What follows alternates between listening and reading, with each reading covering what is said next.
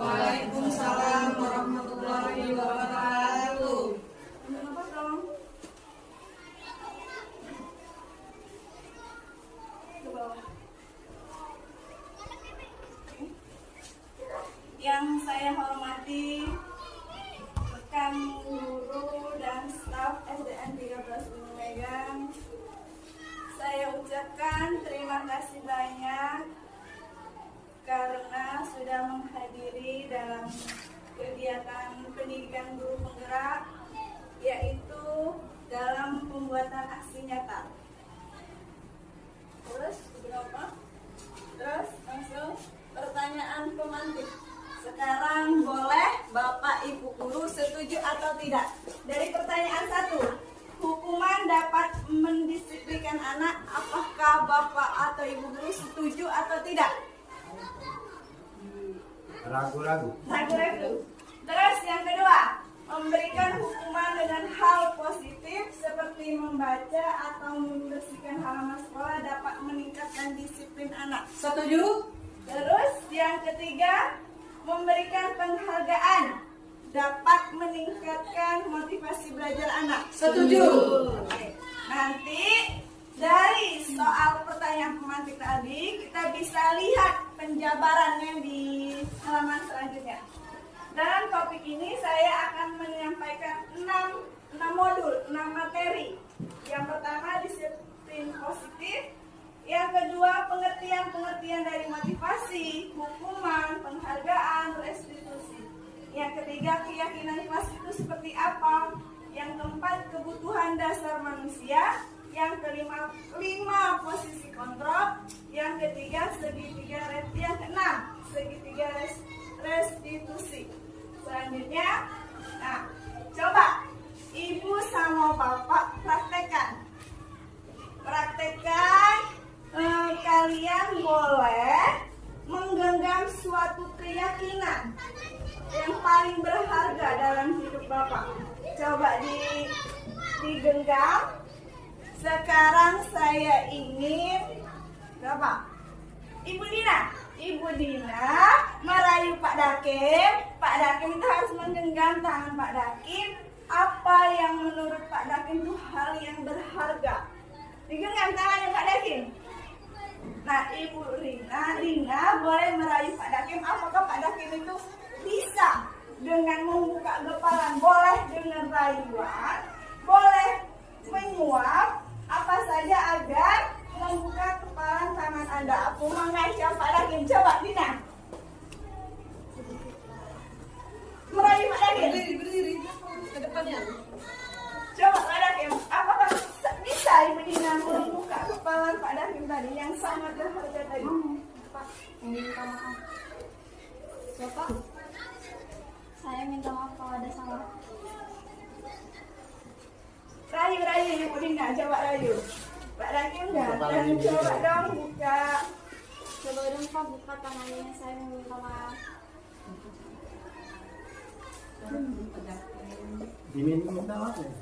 Boleh, tidak tahu Pak Dakim. Kira-kira minta maaf apa ini? Membuka kepalan tadi yang sangat berharga.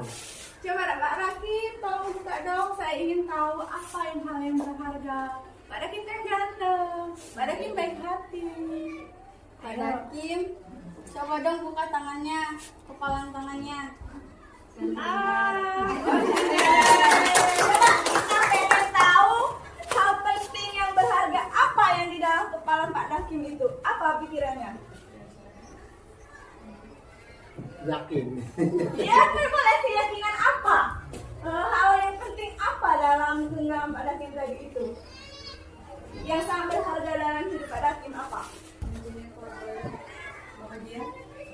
Kebahagiaan. Oh, kebahagiaan keluarga ya Pak ya. Terus selanjutnya dari cerita ini tadi Pak, kita menyambutkan ke materi selanjutnya. Nah, ini hanya ilusi.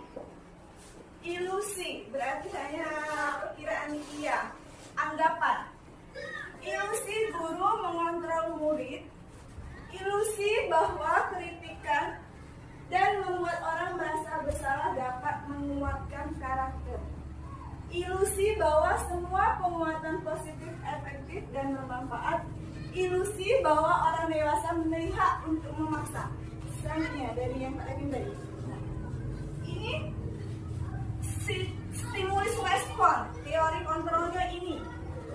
Kami mencoba mengubah orang agar berpandangan sama dengan kita. Teorinya gini nak, itu Ibu Bapak, kita berusaha memahami pandangan orang lain tentang dunia. Belum tentu nak, itu Bapak Ibu, pemahaman kita sama orang lain itu berbeda. Perilaku buruk dilihat sebagai sesuatu kesalahan itu belum tentu. Semua perilaku memiliki tujuan. Entah itu salah, entah benar, pokoknya dia itu punya tujuan yang belum kita ketahui. Orang lain bisa mengontrol saya. Hanya Anda yang bisa mengontrol diri Anda. Tujuan hidup, prinsip kita, hanya kita yang bisa mengontrol, bukan orang lain. Pemaksaan ada pada saat bujukan dan gagal.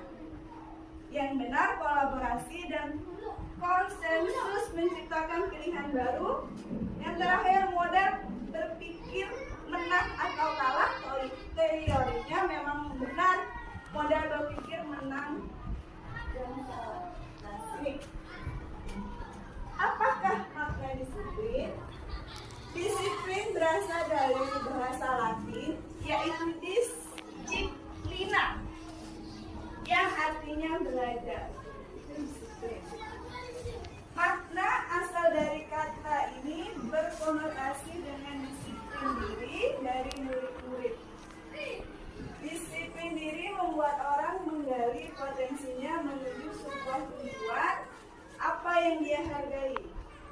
Namun, dalam budaya kita makna kata disiplin telah berubah menjadi sesuatu yang dilakukan seseorang pada orang lain untuk mendapatkan kepatuhan. Kecenderungan umum adalah menghubungkan disiplin dengan ketidaknyamanan, bukan dengan apa yang kita hargai atau pencapaian suatu tujuan mulia. Jadi kita jelaskan. Nilai-nilai kebajikan universal. Baiklah Bapak Ibu, kita lanjutkan dengan nilai-nilai kebajikan universal. Nilai kebajikan adalah sifat-sifat positif manusia yang merupakan tujuan mulia yang ingin dicapai setiap individu. Nilai-nilai tersebut dan lintas bahasa, suku bangsa, agama, maupun latar belakang. Setiap perilaku atau perbuatan memiliki tujuan menurut Dr. William Glasser pada teori kontrol. Selanjutnya, dengan mengaitkan nilai-nilai kebajikan yang diyakini seorang, maka terjadilah motivasi. Motivasi itu terbangun dari dua, yaitu intrinsik sama ekstrinsik. Kalau intrinsik itu dari dalam, kalau ekstrinsik itu dari luar. Tujuannya untuk menggerakkan motivasi dari dalam untuk dapat mencapai tujuan mulia yang diinginkan. Nilai-nilai yang ingin dicapai oleh setiap anak Indonesia kita kenal dengan profil Pancasila sesuai dengan kurikulum merdeka kita, yaitu beriman, ada 6 kalau tidak salah. Beriman, bertakwa pada Tuhan Yang Maha Esa. Yang kedua, mandiri. Yang ketiga, bernalar kritis. Yang keempat, berkebajikan global. Yang kelima, bergotong royong. Dan yang terakhir itu kreatif. Ini profil Pancasila kita. Selanjutnya, teori motivasi perilaku manusia sudah dijelaskan sebelumnya. Motivasi itu dari dalam dan dari luar.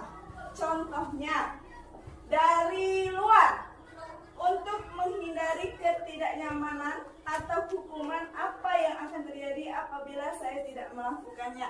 Seperti kita absen yang dari dinas kan itu merupakan motivasi eksternal. Suka tidak suka harus tetap dilaksanakan. Ini untuk mendapatkan imbalan. Untuk mendapatkan imbalan dari orang lain atau instansi atau lembaga, apa yang akan saya dapatkan apabila melakukannya? Itu dari luar. Yang dari dalam, untuk menghargai diri sendiri. Saya akan menjadi orang yang seperti apa bila saya melakukannya. Itu motivasi eksternal. Memang benar-benar dari dalam. Seperti saya mengikuti kegiatan CGP ini, emang niat dari dalam diri saya sendiri tanpa paksaan apapun, karena saya ingin mengembangkan ilmu apa yang harus saya lakukan. Selanjutnya, nah, ini Bapak pendidikan kita, yaitu Ki Hajar Dewantara. Merdeka itu artinya tidak hanya terlepas dari perintah, akan tetapi juga cakap, kuat memerintahkan diri sendiri. Ki Hajar Dewantara, pemikiran, konsepsi, keteladanan, sikap merdeka, cetakan kelima dari 2013 halaman ada dari Ki Hajar Dewantara. Nah, kita melanjut topik kedua atau materi kedua. Apa perbedaan dari hukuman, konsekuensi, dan restitusi? Restitusi adalah proses menciptakan kondisi bagi murid untuk memperbaiki kesalahan, sehingga mereka bisa kembali pada kelompok mereka dengan karakter yang lebih kuat. Nanti ada contohnya. Hukuman bersifat satu arah dari pihak guru yang memberikan, dan murid hanya menerima suatu hukuman tanpa melalui suatu kesepakatan dan pengarahan dari pihak guru, baik sebelum atau sesudah itu hukuman hanya guru yang menentukannya. Konsekuensi, disiplin dalam bentuk konsekuensi sudah terencana atau sudah disepakati, sudah dibahas dan sudah disetujui dan oleh murid dan guru. Itu konsekuensi. Nah, ini contoh hukuman. Sesuatu yang menyakitkan harus terjadi. Nah, tidak senang harus terjadi, itu hukuman. Konsekuensinya sesuatu harus terjadi. Restitusinya restitusi merupakan pilihan. Tidak nyaman untuk murid atau anak untuk jangka waktu panjang. Korban mendapatkan keadilan, murid atau anak tidak tersakiti. Perilaku pasif, agresif meningkatkan. Terus sistem tidak akan berjalan bila murid tidak takut. Berlaku hanya pada sebuah institusi, tidak berlanjut pada kehidupan nyata. Peraturan adalah kamu harus. Murid, anak membenci peraturan. Coba selanjutnya. Ini hukuman. Hukuman oleh penghargaan. Penghargaan itu ternyata hukuman, Bapak Ibu. Bahwa penghargaan berlaku sama dengan hukuman. Bahwa penghargaan berlaku sama dengan hukuman. Dalam arti meminta atau membujuk seseorang melakukan sesuatu untuk memenuhi suatu tujuan tertentu dari orang meminta atau membujuk, dorongan eksternal, dan akan ada faktor ketergantungan. Beberapa dampak dan pemberian penghargaan menurut Alif Korn. Pengaruh jangka akibat dari penghargaan itu pengaruh jangka pendek dan jangka panjang. Penghargaan menghukum, penghargaan mengurangi ketepatan, penghargaan tidak efektif, penghargaan merusak hubungan. Terus dihukum oleh penghargaan menurunkan kualitas, penghargaan mematikan kreativitas, penghargaan motivasi intrinsik. Bentuk program kebajikan atau yang harus kita berikan kepada anak tunak itu Bapak Ibu apresiasi. Dalam memberikan apresiasi atau pengakuan perlu diingat beberapa hal. Berikan pengakuan secara khusus, berikan pengakuan secara pribadi, berikan pengakuan secara murid, semua murid. Berikan pengakuan secara konsisten, terus fokus pada proses. Nah, ini contohnya. Contoh pengakuan atau apresiasi. Ibu Bapak, ini ada kemarin saya memperhatikan siswa. Dia suka, nah ini. Kemarin saya memperhatikan siswa, nilai kebajikannya rasa empatimu besar sekali. Situasinya siswa itu pada saat menolong murid baru di kelas kita. Sering kita melihat anak-anak yang membantu temannya. Saya menghargai. Nilai kebajikannya itu kepedulian pada saat kamu membantu teman-temanmu di tugas kelompok. Itu saya menghargai. Contoh pengakuan terima kasih. Berarti rasa terima kasih itu nilai kebajikannya rasa tanggung jawab. Keadaannya contohnya pada saat kamu memungut kertas-kertas yang berserakan di lantai. Itu apresiasi yang contoh dari apresiasi yang akan kita lakukan kepada anak-anak ke depannya. Selanjutnya. Nah, ini ada soal romantik juga. Coba kepada Pak Upa. Untuk soal romantik yang pertama, mencatat 100 kali di dalam buku kalimat saya tidak akan terlambat lagi karena terlambat di sekolah. Kira-kira itu hukuman atau konsekuensi Pak Upa? Itu karena sifatnya bukan terencana. Kalau bukan terencana itu hukuman. Kalau dia terencana konsekuensi. Kalau dari kalimat itu hukuman. Ya. Karena spontan saja. Terima kasih Pak Upa. Untuk Ibu Yani yang kedua soal pemantiknya. Lari mengelilingi lapangan basket 2 kali karena terlambat hadir di sekolah. Tadi sudah dijelaskan sama Pak Upa, hukuman itu apa, konsekuensi itu apa? Coba menurut Ibu Yani. Apa Ibu Yani? Konsekuensi. Oke, Pak. Yang ketiga Ibu Rina.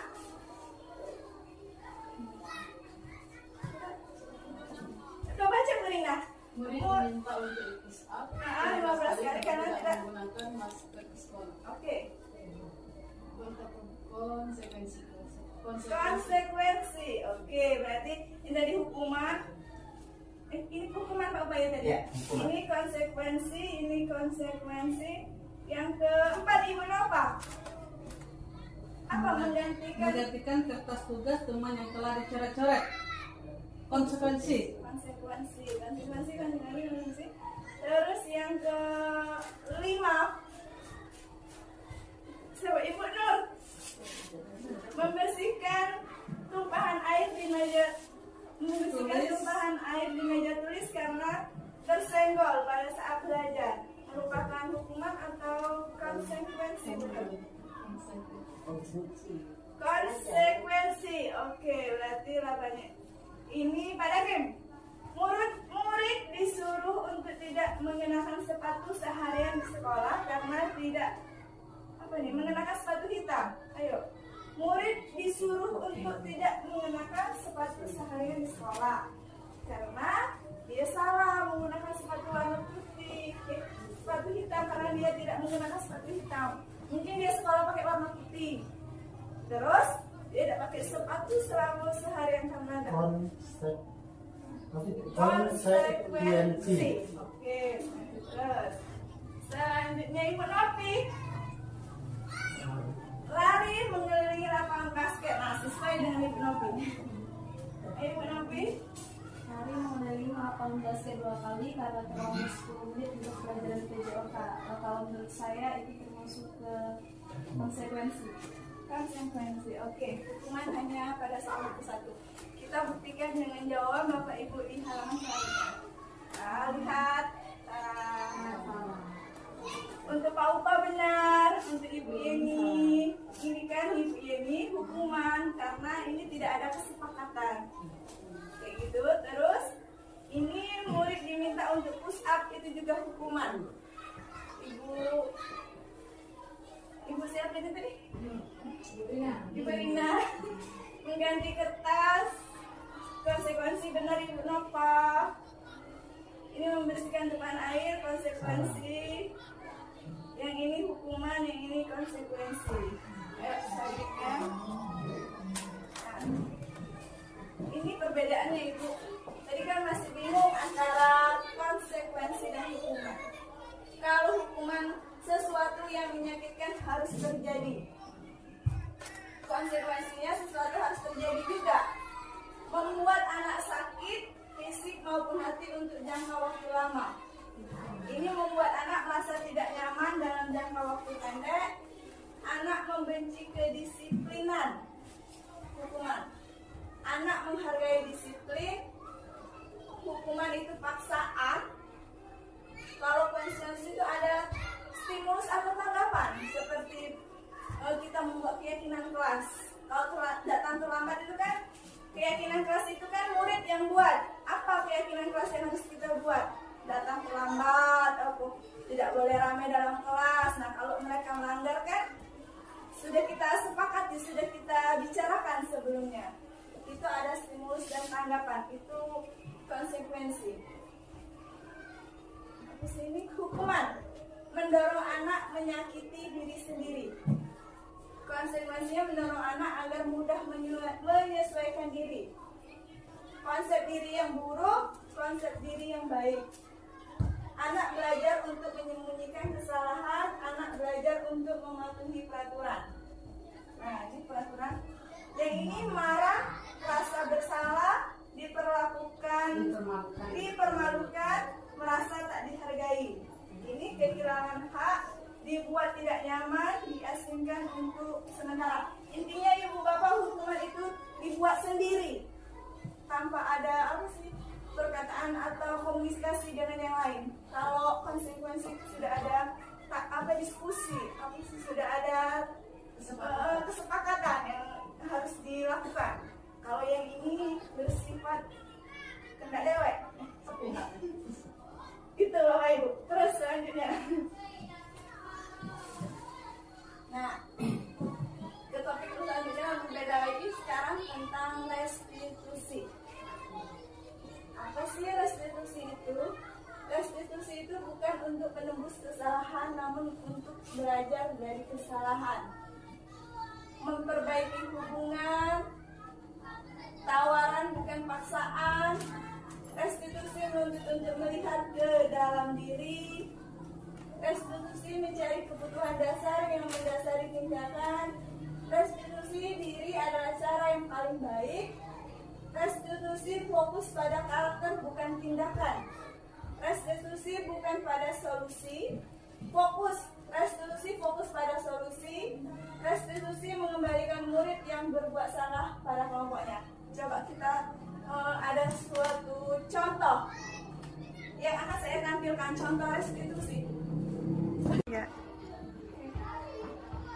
Dan yang terakhir, restitusi mengembalikan murid yang berbuat salah pada kelompoknya. Coba Ibu Nova. Di sini ada contoh restitusi yang sudah saya lakukan. Nah, segitiga restitusi pengertiannya ini tadi sudah dijelaskan. Tujuannya ada 3. Restitusi sebagai salah satu cara menanamkan disiplin positif pada murid sebagian dari budaya positif sekolah. Restitusi dalam membimbing murid berdisiplin positif agar menjadi murid merdeka. Yang ketiga, menganalisis dengan sikap reflektif dan kritis penerapannya. Coba kita kasih. Oke. Selanjutnya. Iya. Nah, langkah-langkah untuk melakukan restitusi itu ada 3. Menstabilkan, validasi, menanyakan. Menstabilkan, kita perlu setiap mengatakan kepada anak, setiap orang pasti pernah melakukan kesalahan. Kita juga, Bapak Ibu guru juga pernah melakukan kesalahan. Kamu bukan satu-satunya orang yang pernah melakukannya. Kita stabilkan dulu masalahnya itu apa. Langkah selanjutnya, validasi kesalahan. Adakah cara yang lain yang efektif untuk mendapatkan apa yang kamu butuhkan? Kamu tentu punya alasan. Kenapa sangkan dia? Kamu pasti punya alasan karena kenapa kamu melakukan perbuatan yang salah. Alasannya itu apa? Kita harus ketahui dulu. Yang ketiga, baru kita menanyakan keyakinan.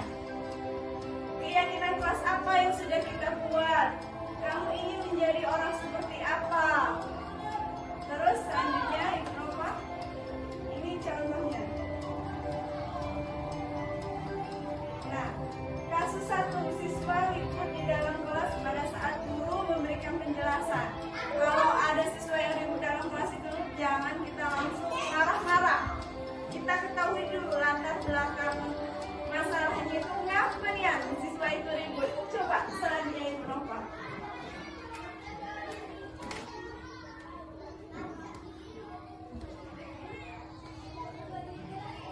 Yang ini Ibu Nova.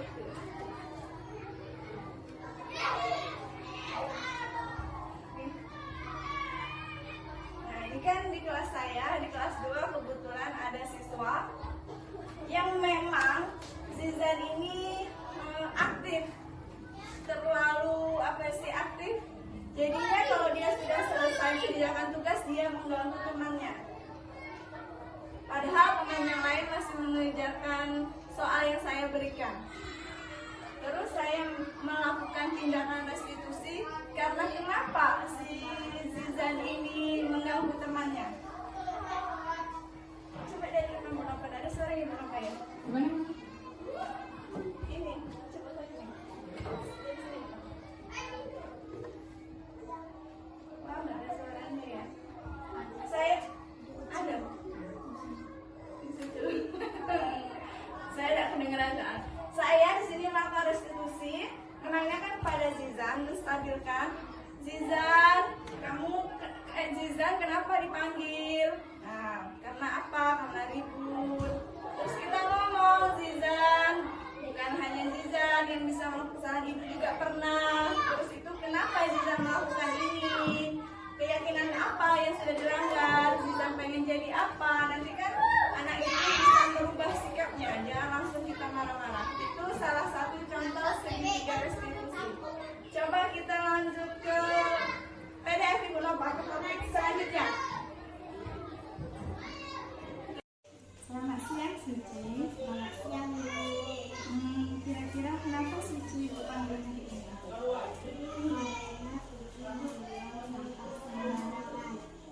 Hal tersebut sering terjadi. Bukan hanya Suci yang melakukan kesalahan, tetapi ibu juga dulu pernah membuang sampah sembarangan. Tetapi ibu sadar ketika ibu membuang sampah sembarangan, halamannya jadi kotor. Jadi sekarang ibu membuang sampahnya di kotak sampah. Kira-kira kenapa Suci membuang sampah sembarangan? Karena Suci malas mencari kotak sampah, jadi Suci buang sampah sembarangan. Kalau Suci buang sampah sembarangan, kira-kira halamannya menjadi apa? Kotor dan tidak enak untuk dilihat.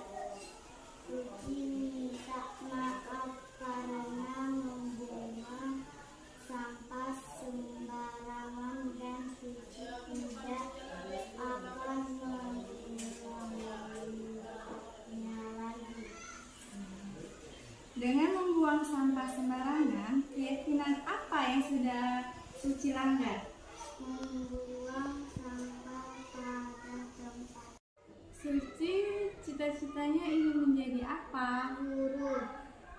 kalau mau jadi guru, Suci harus belajar. supaya belajarnya nyaman, lingkungannya harus lain kali Suci harus membuang sampahnya di mana? Di kotak sampah. Jangan diulangi lagi ya. Sekarang Suci boleh keluar. Sekarang, mengapa tidak peraturan saja, mengapa harus keyakinan kelas? Ini Bapak Ibu. Kenapa kita harus peraturan? Kenapa tidak harus keyakinan? Karena mengapa kita memiliki peraturan harus menggunakan helm bila mengendarai kendaraan motor? Kira-kira mengapa kita menggunakan helm pada saat mengendarai motor? Alasannya karena apa? Jika terjadi kecelakaan, kepala kita tidak terbentur dengan aspal. Oke, aturan ya. Terus, mengapa kita memiliki peraturan 3M? Menggunakan masker, mencuci tangan, dan menjaga jarak 1,5 meter. Karena untuk apa? Kesehatan. Mengapa kita memiliki peraturan harus datang tepat waktu pada saat mengikuti pelatihan? Itu harus peraturan. Ini contoh peraturan. Coba yang ke depannya. Nah, keyakinan kelas ini. Keyakinan kelas adalah nilai-nilai kebajikan kelas yang diyakini oleh kelas untuk menumbuhkan motivasi intrinsik dan budaya positif kelas. Guru tugasnya untuk mewujudkan terbentuknya keyakinan sekolah. Kita boleh buat keyakinan sekolah antar guru dan kepala sekolah, atau kita membuat keyakinan kelas antara guru dan siswa dengan adanya kesepakatan antara guru dan murid. Ini jatuhnya nanti ke arah kalau dilanggar itu ke konsekuensinya. Yang ini keyakinan sekolah atau kelas berupaya pernyataan universal, bisa dirubah, yang mudah diingat, dipahami, dan harus diterapkan dalam lingkungan sekolah. Prosedur pembentukan keyakinan sekolah. Ini prosedurnya ada banyak sekali. Yang pertama, mempersilakan warga sekolah atau murid di sekolah kelas untuk bercurah pendapat tentang peraturan yang perlu disepakati di sekolah atau di kelas. Jadi bukan terpacu oleh guru, semua siswa boleh berpendapat keyakinan kelas apa aja yang boleh kita lakukan. Mencatat semua masukan-masukan para murid, warga sekolah di papan tulis atau di kertas besar, atau di poster di mana semua anggota kelas atau warga sekolah bisa melihat hasil curahan pendapatnya. Susunlah keyakinan kelas sesuai prosedur. Pembentukan keyakinan sekolah atau kelas gantilah dengan kalimat-kalimat dalam bentuk negatif menjadi positif. Yang negatif yang bagaimana? Ini kalimat negatif: jangan berlari di kelas atau koridor. Yang benar: berjalanlah di kelas atau koridor. Ada kalimat negatif, ada kalimat positif. Tinjau kembali daftar curah pendapat. Tinjau kembali daftar curah pendapat yang sudah dicatat, yang mana yang harus dilakukan, yang mana yang bagus, yang tidak. Terus tinjau ulang keyakinan sekolah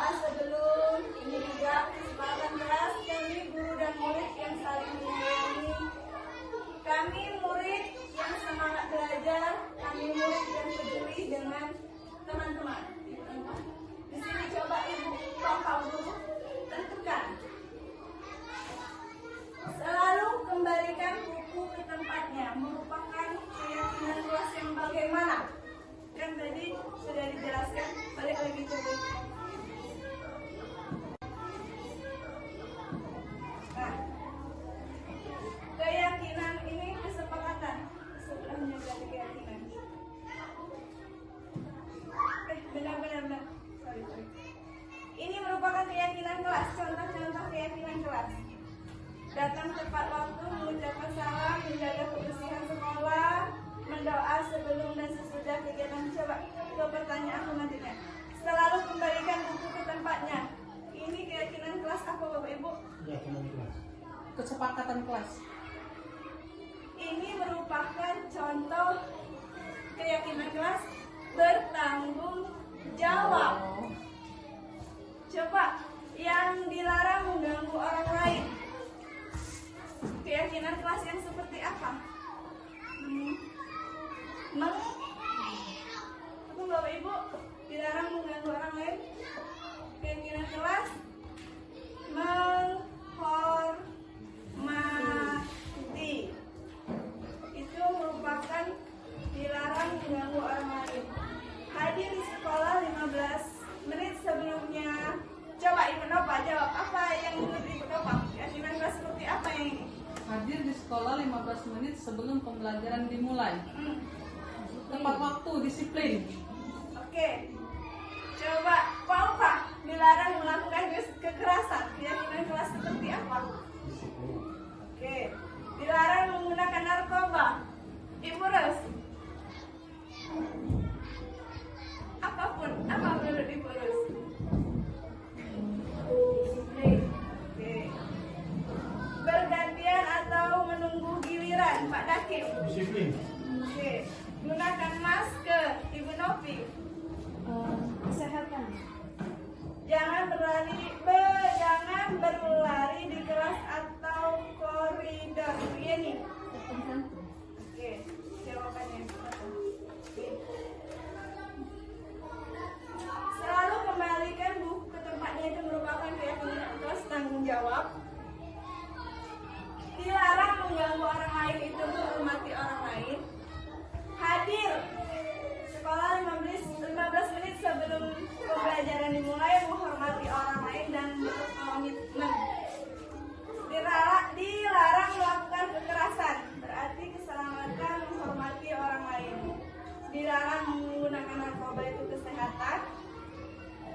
Terus bergantian atau menunggu giliran, menghormati orang lain atau bersabar. Gunakan masker, kesehatan dan keselamatan. Ibu Novi benar. Jangan berlari di kelas atau koridor, itu merupakan keselamatan atau keamanan. Ini. Coba selanjutnya. Nah, kebutuhan dasar manusia. Manusia di muka bumi ini, Bapak Ibu, harus 5 ini harus dipenuhi. Yang pertama itu apa ya? Bertahan hidup. Bertahan hidup itu seperti makanan, sandang pangan. Itu harus dipenuhi, bertahan hidup. Yang kedua, kasih sayang. Manusia itu membutuhkan kasih sayang. Perlu diakui dan keberadaannya. Penguasaan. Terkadang manusia itu ingin menjadi seorang pemimpin. Walaupun pemimpin bukan yang jadi apa sih, pemimpin dalam kelas, pemimpin dari teman, pemimpin di dalam rumah, pokoknya ingin penguasaannya. Terus kebebasan, manusia juga ingin kebebasan. Terus yang kelima yaitu kesenangan. Kesenangan ini manusia membutuhkan kesenangan dari segi apapun. Itu harus kita penuhi. Barulah kita mendapatkan perilaku yang lebih baik. Jika salah satu dari sini tidak terpenuhi, mungkin ada tingkah laku yang sedikit yang negatif. Terus selanjutnya, terima kasih. Coba Ibu Nova kasih contoh yang tadi, kembalikan dulu yang musik.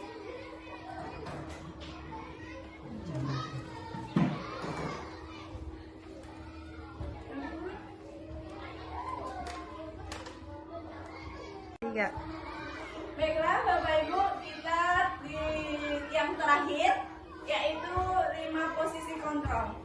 Yang pertama ada penghukum, ada teman, ada pemandu, ada pembuat orang Pemantau. Pemantau Bapak, ini pemantau, membuat orang merasa bersalah. Ini ada 5 kita guru, termasuk di bagian yang manakah? Atau guru sebagai penghukum, atau kita guru ini menjadi teman kepada murid, atau guru ini hanya sebagai pemantau, atau yang terakhir guru ini hanya membuat orang merasa bersalah. Coba saya akan memberikan suatu gambaran atau video, nanti Bapak Ibu guru boleh menentukan yang mana sebagai teman, yang mana sebagai pemantau.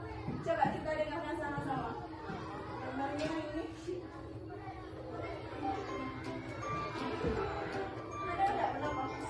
Ada enggak Bapak Ibu? Ada, cepat sedikit.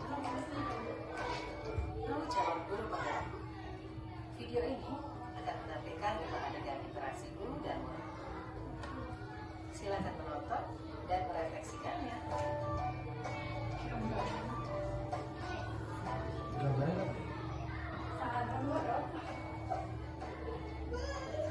Bagi anak-anak, silakan PR yang kemarin dibunyikan diletakkan di meja. Anton, kamu sudah mengerjakan belum? Mengerjakan saya belum. Kamu selalu ya nggak ngerjain PR. Sekarang kamu duduk di depan, lalu tulis. Saya berjanji tidak akan mengulangi lagi. Saya berjanji akan berusaha menjadi murid yang rajin belajar sampai pelajaran saya selesai. Coba Bapak Ibu guru tunjukkan dari kemasan ini. Silakan menonton dan merefleksikannya.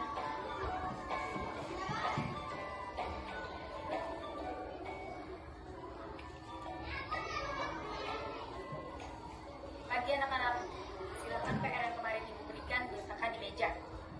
Anton, kamu sudah mengerjakan belum? Belum mengerjakan saya, Bu. Kamu selalu ya nggak ngerjain PR. Sekarang kamu duduk di depan, lalu tulis. Saya berjanji tidak akan mengulangi lagi. Saya berjanji akan berusaha menjadi murid yang rajin belajar sampai pelajaran saya selesai. Nah, menurut Bapak Ibu itu merupakan contoh Hari ini ada tugas, dari ada yang belum mengerjakan. apa penghukuman atau Hah? Dari apa? Apa penghukum yang Memantau orang merasa bersalah. Oke, kalau Topa pembuat rasa penghukum. Oke. Ibu Rina menghukum dengan ibu marah-marah tadi. Ibu Yeni teman. Oke. Coba kasus selanjutnya Ibu Nova. Kita dengarkan. Maaf ya, Pak. Hari ini ada tugas, ada yang belum mengerjakan. Anton, kamu sudah mengerjakan? Belum, Pak. Kamu nggak kerjain tugas. Kamu mau jadi apa?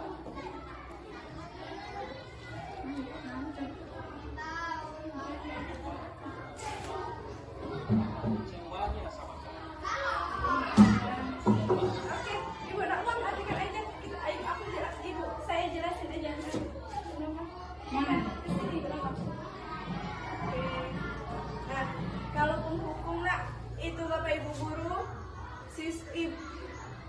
guru yang selalu memberi hukuman, seperti disuruh nulis banyak, terus itu suruh keluar lari. Kalau tidak gawe ke tugas itu maksudnya itu lari ataupun suruh hormat, biasanya itu merupakan contoh guru penghukum. Kalau pemantau itu contohnya guru yang selalu memantau siswanya, yang seperti sampai mana tugasnya, kita melihat dari mana hasilnya. Kalau membuat orang merasa bersalah itu contohnya guru ngapo, kamu tidak gawe tugas ini, padahal kan ibu kasih. Membuat merasa orang bersalah siswanya. Kalau teman, guru itu selalu mengajak ngobrol. Kenapa nak kamu datang terlambat? Apa alasannya? Itu sebagai salah satu contoh teman. Dari ini ada 5. Mana satunya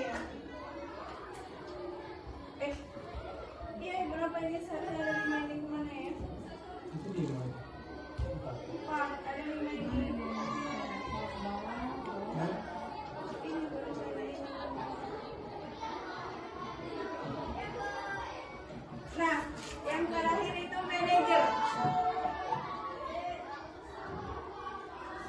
Kenapa langsung naik? Kenapa ke slide selanjutnya? Ke terima kasih.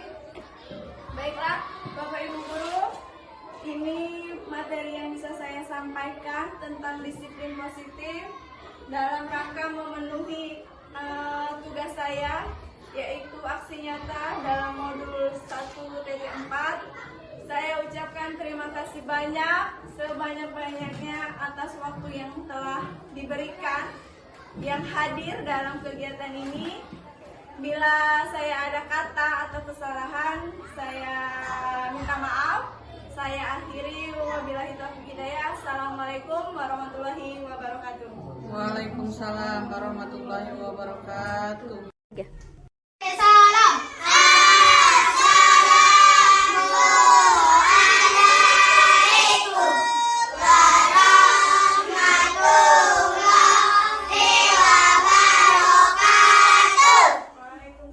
warahmatullahi wabarakatuh. Berdoa dimulai.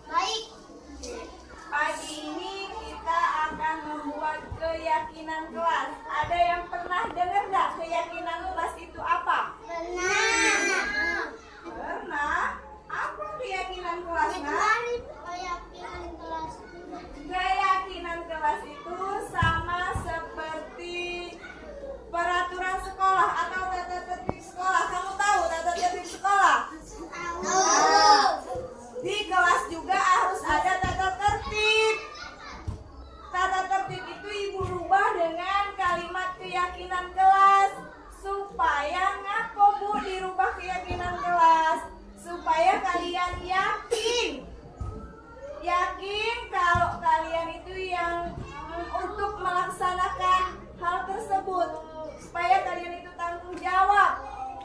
Contohnya nak, keyakinan kelas itu apa? Kesepakatan. Kesepakatan itu apa? Tahu enggak? Siapa yang tahu kesepakatan itu apa? Keyakinan. Oke, kesepakatan. Pernah enggak dengar kata-kata kesepakatan? Apa Zizan kesepakatan? Hah? Kesepakatan itu nak, kamu sama ibu sama-sama tahu.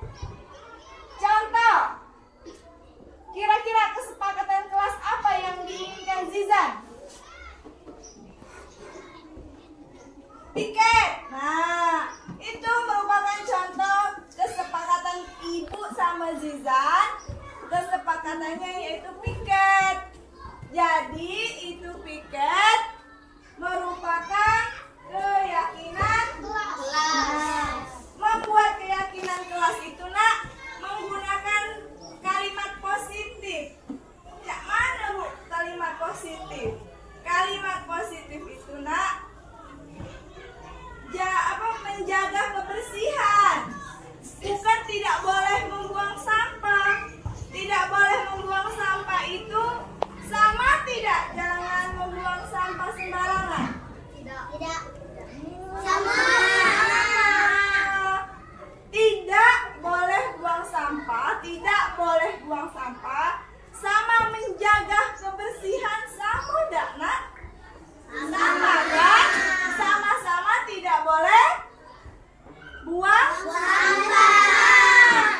Tapi kalimatnya jangan tidak boleh. Kita ganti jaga kebersihan. Nah, itu salah satu contoh keyakinan kelas. Coba yang lain. Apa? Tidak boleh menyontek. Bukan tidak boleh menyontek nak, tapi kita rubah jujur dalam mengerjakan tugas atau soal. Sama enggak mereka ini tujuannya? Sama-sama tidak boleh. Nah, yang boleh gunakan yang mana? Jangan jujur dalam mengerjakan soal atau tidak boleh menyontek. Gunakan yang mana? Tidak boleh menyontek. Kalimat positifnya harus menggunakan jujur dalam mengerjakan soal. Sama CM tadi, tidak boleh buang sampah atau menjaga kebersihan. Menjaga kebersihan. Itu merupakan contoh kalimat positif yang dibuat dari keyakinan. Kamu yang buat,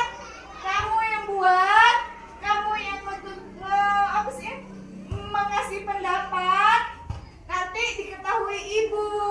Jadi kita buat kesepakatan. Oh, kalau saya terlambat bagaimana?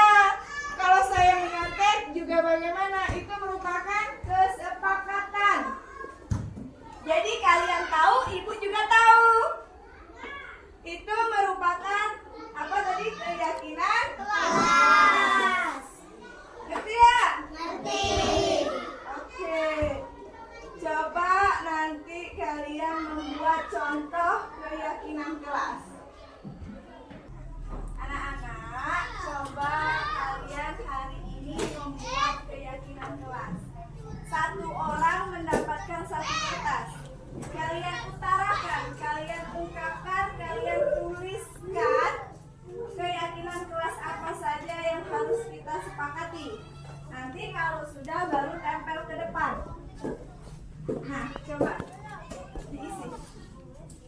Pakai pena boleh, pakai pensil juga boleh. Ini belajar, kamu naik.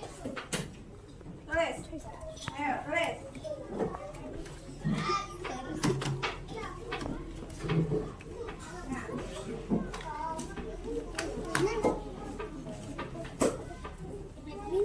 Ini pensil. Ya.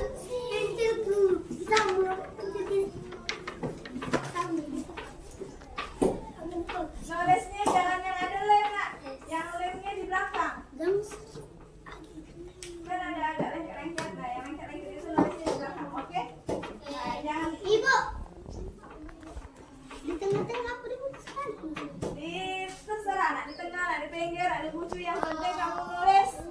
Kira-kira tugas apa yang kita harapkan? Iya. Oke.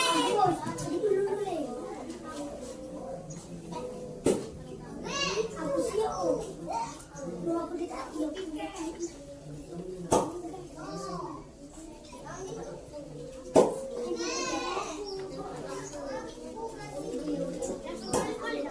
Yang lengket itu di bawah.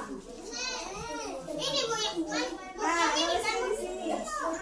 Ya, tulislah. Mama, boleh tak buat nama? Boleh.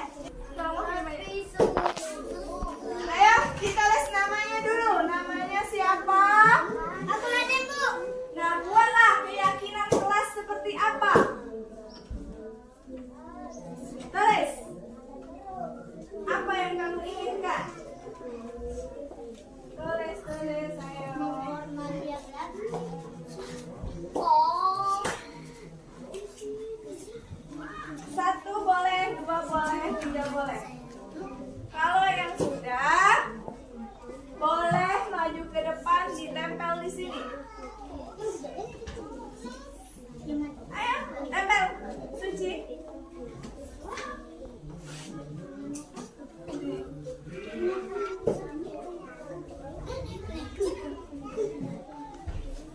Oke, terus. Nah, itu kan terbalik kata ini Suci. Yang ditempel yang di bawah terus lagi Suci. Yang ini ditempel. Nah, balik di sini. Ini Suci, balik.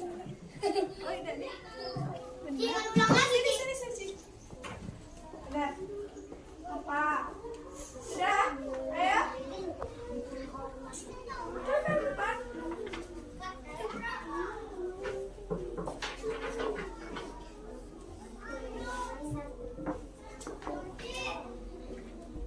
Nah, balik yang ini kan tulis di sininya. Di situ.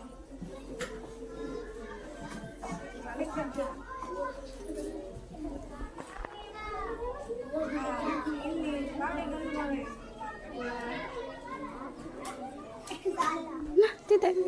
Anu ulang kan?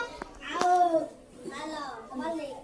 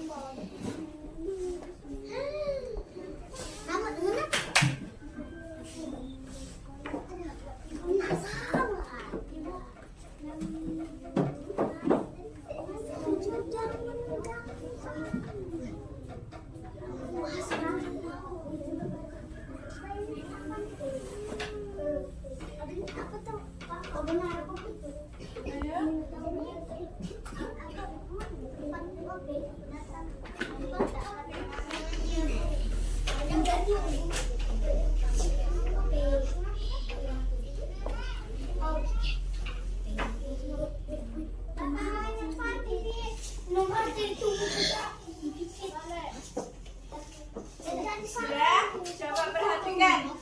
Ibu tulis di sini. Kalian lihat keyakinan kelas. Yang pertama ini dari Tasya. Piket kelas. Aska. Apa ini? Itu. Datang tepat waktu. Nggak sama sekali. Sidik. Enggak apa-apa sama. Nah. Sidik. Piket kelas bergotong royong bersama kepada guru. Ayo kita tulis di sini. Yang pertama datang tepat waktu. Oke, terus ayo dulu waktu. Membaca doa. Membaca doa sebelum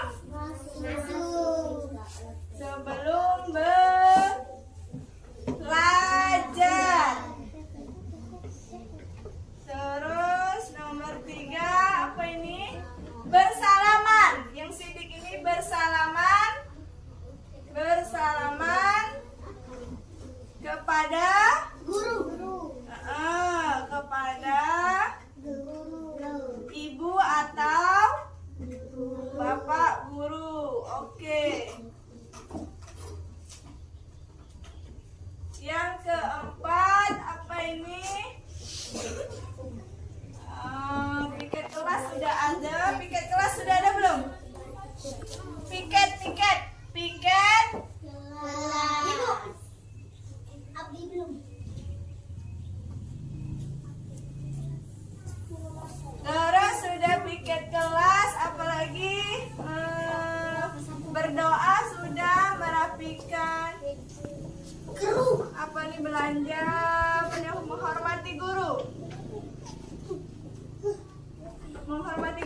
Berarti nak, keyakinan kelas kita ini ada berapa semuanya? 4.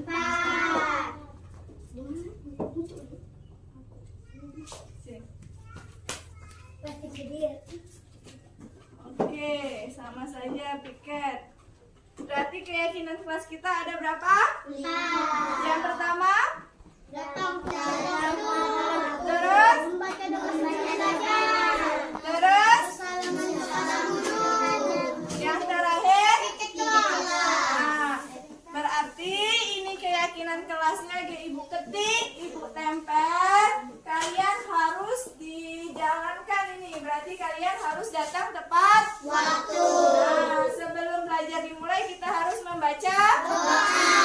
Terus yang ketiga, Bersalaman kepada ibu bapak guru. yang terakhir. Piket kelas. Baiklah, itulah keyakinan kelas 2.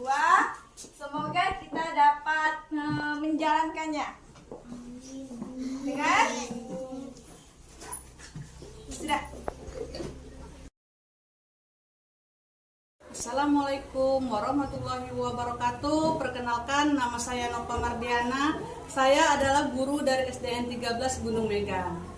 Setelah penyampaian materi tentang budaya disiplin positif yang disampaikan oleh calon guru penggerak angkatan 10 yaitu Ibu Mardiana Pera, saya memahami tentang budaya positif. Yang pertama, disiplin positif dan nilai-nilai kebajikan.